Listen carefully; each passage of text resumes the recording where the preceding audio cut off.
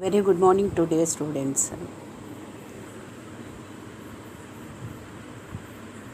In this chapter, unit testing, we are going to cover the topics: concept of unit testing, static unit testing, defect prevention, dynamic unit testing, mutation testing, debugging, unit testing in extreme programming, tools for unit testing. These are the topics to be covered in this class.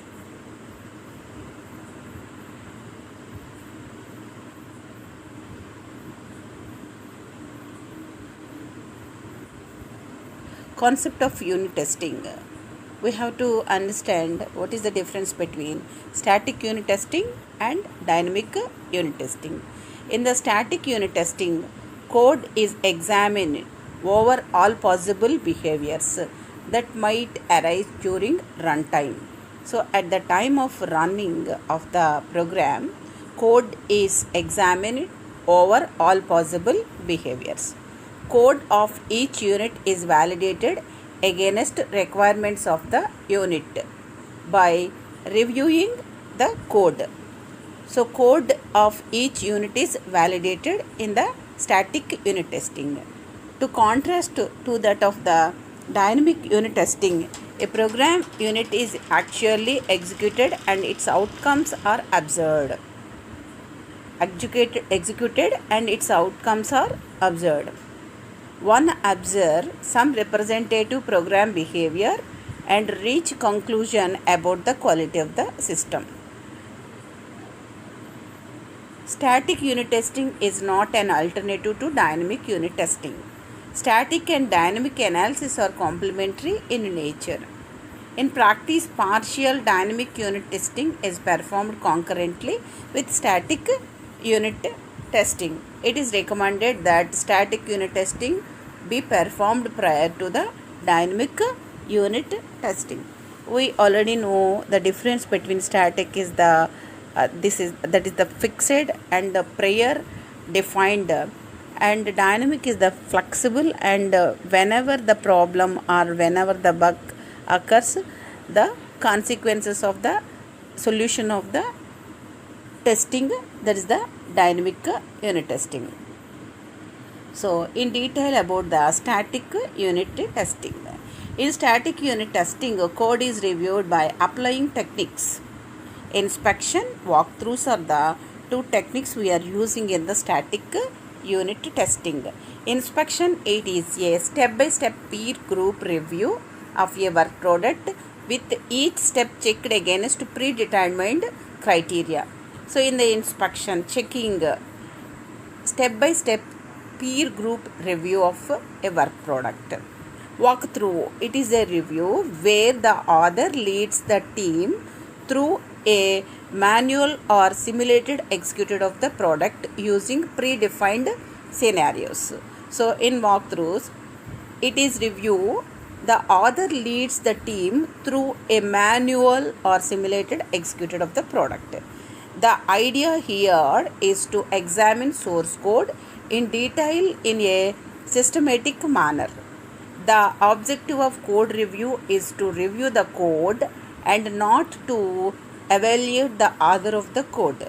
So the code review is to review the code and not to evaluate the author of the code. Code review must be planned and managed in a professional manner. The key to the success of code is to divide and conquer. An examiner inspects small parts of the unit in isolation. We understand unit testing. The unit is in isolated environment. It is checked. Nothing is overlooked. Everything will be examined. The correctness of all examined parts of the module implies the correctness of the whole module. The diagrammatic presentation of static unit testing or code review. By the observing this diagram, we can easily understand steps in the code review process. Steps in code review process. So the criteria, that is the readiness and preparation, examination, change requests, and whenever we require a change, it is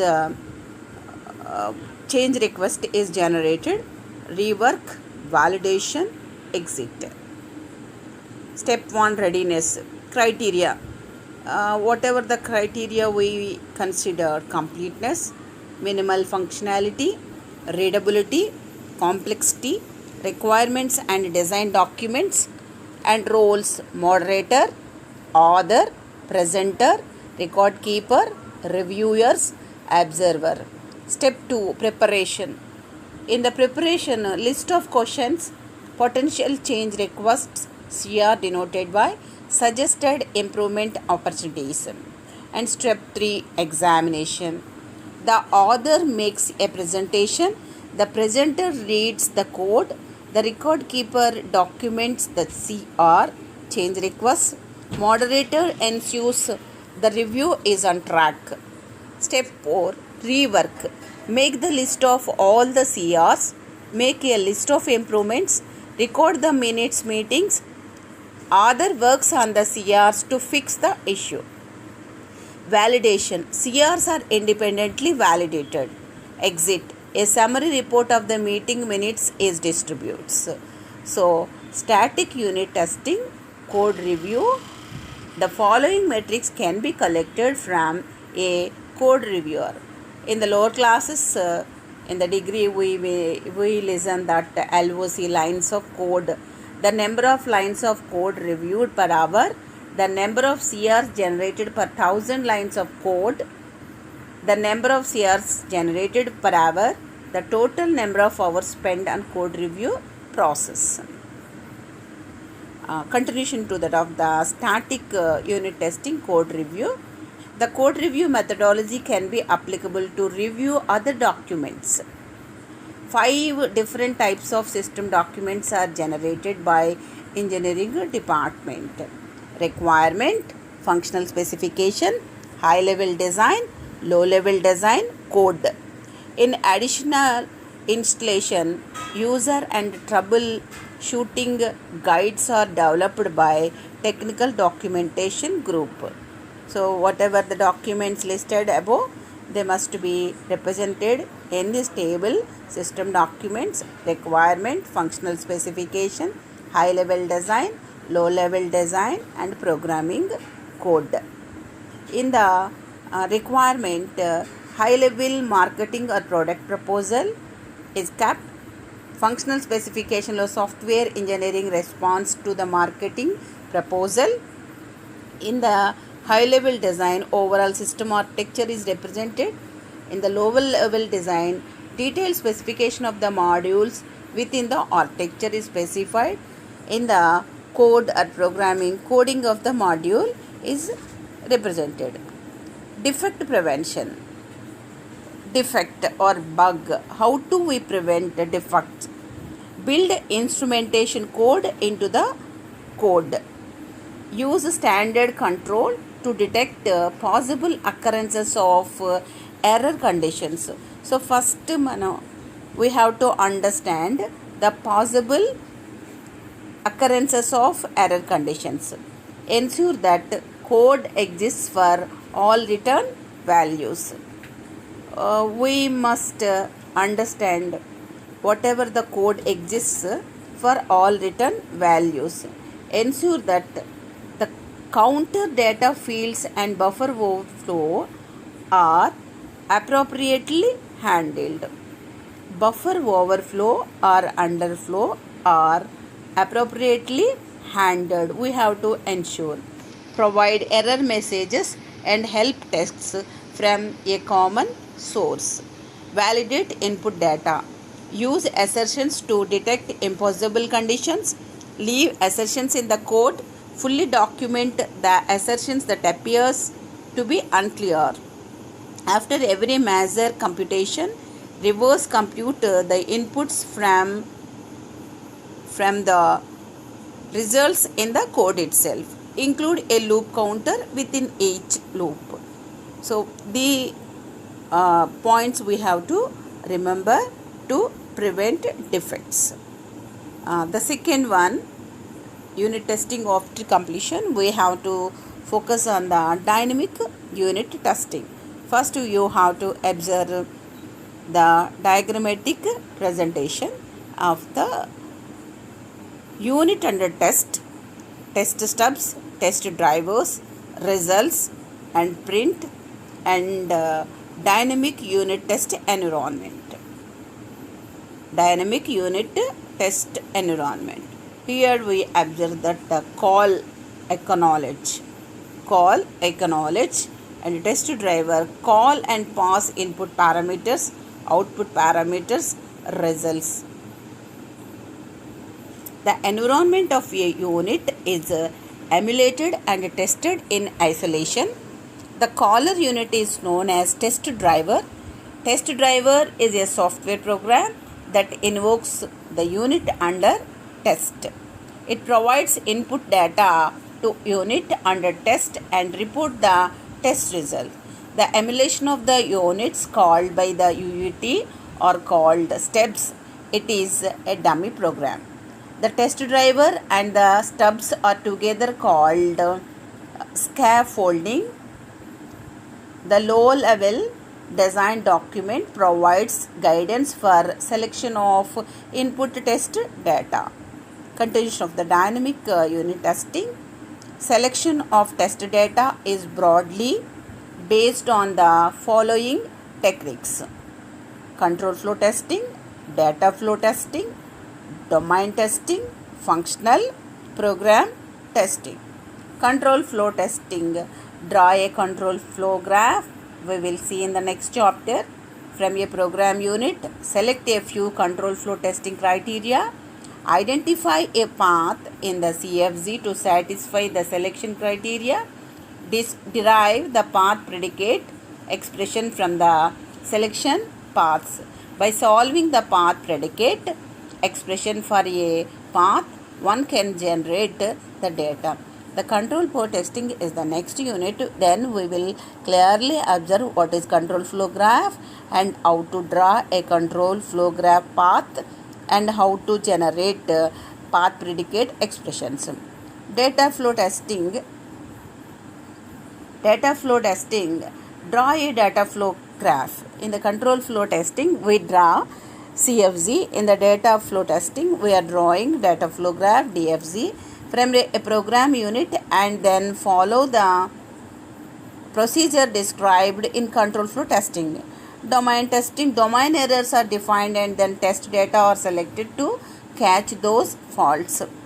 The functional program testing. Input output domains are defined to compute the input values that will cause the unit to produce expected output values. Next one, mutation testing. Modify a program by introducing a single small change to the code. A modified program is called mutant. A mutant is said to be killed when the execution of test case causes it to fail. The mutant is considered to be dead. A mutant is equivalent to the given program if it always produces the same output as the original program. A mutant is called killable or stubborn if the existing set of test cases is insufficient to kill it. A mutant score for a set of test case is the percentage of non-equivalent mutants killed by the test suite. The test suite is said to be mutation adequate if its mutation score is 100%.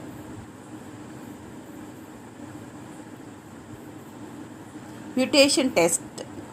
In this, we observe the test case 1, test case 2 and test case 3. In the test case 1, 2, 3, output value of the rank is 3. In the test case 2, the value of the rank is 2, and in the test case 3, the value of the rank is 1. We observe, consider the following program. This is a simple program, is a main program. argument C, argument B, and int args or I. Arg is a variable, character variable declaration. R equals to 1, I equals to 2 to 3 do. A to I argument V is greater than is the comparison of A to I. Argument V is the or equals to 1 where it is noted or equals to I.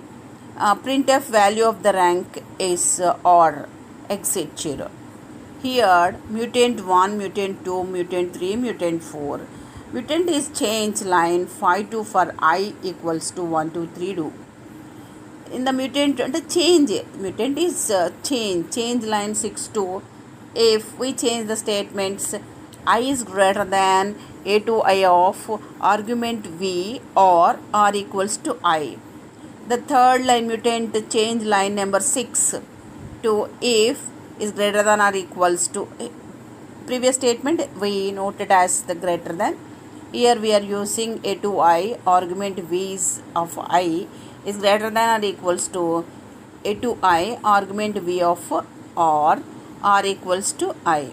The fourth one, change line 6 to if A to I, argument V R is greater than A to I, argument V of R, then assign R equals to I. These are the statements. One is a little change, how can it appears and how can it executes. Execute modified programs against the test suite, you will get the results. So mutant 1 and 3 program will pass the test suite, that is the mutant 1 and 3 are not killable.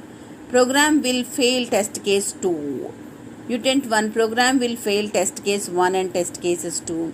Mutation score is 50 assuming mutant 1 and 3 non-equivalent. 1 and 3 non-equivalent. In the mutation testing, the score is found to be low because we assume mutant 1 and 3 are non-equivalent. We need to show that mutants 1 and 3 are equivalent. Mutants are those are killable. To show that those are killable, we need to add new test cases to kill these two mutants. In the testing, unit testing, then after dynamic testing, previously static unit testing, the mutation testing, the criteria of whatever we are taking is in the mutation testing, we are considering whatever the change, including or inserting in the program code or changing the code, how it will be affected the program execution. If it makes the program is not working well, we have to then consider that it is the killable. To show that those are killable, we need to add new test cases to kill these two mutants. First, let us analyze mutant 1 in order to derive a killer test. The difference between P and mutant 1 is the starting point. Mutant 1 starts with I equals to 1, whereas P starts with I equals to 2. There is no impact on the result R. Therefore, we conclude that mutant 1 is an equivalent mutant. Second, if we add a fourth test case as follows, test case 4 input 2 to 1. Program P will produce the output value of the rank is 1 and mutant 3 will produce the output value of the rank is 2.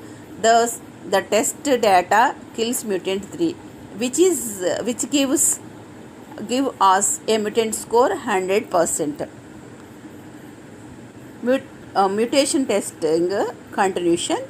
Mutation testing makes two major assumptions. Complete programmer hypothesis. Programmers are generally competent and they do not create random programs. Coupling effects. Complex faults are coupled to simple faults in such a way that a test suite detecting simple faults in a program will detect most of the complex faults. So by the fifth slides, we are closing this class, and from the 16th slide debugging topic, we will start in the next class. Thank you. Thank you for patience listening.